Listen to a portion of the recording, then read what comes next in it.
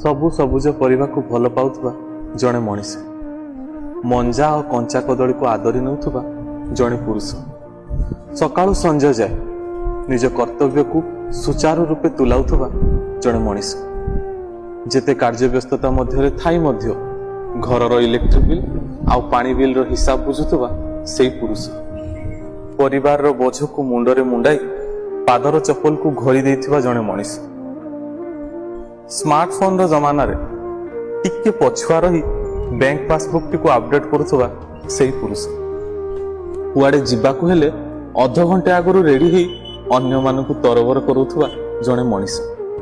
ରବିବାର ଦିନ ଆମିଷ ଆଣି ବୋଉ ହାତରେ ଧରେଇ ଦେଇ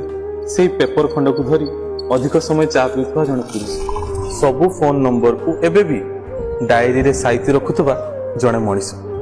ସନ୍ଧ୍ୟାବେଳେ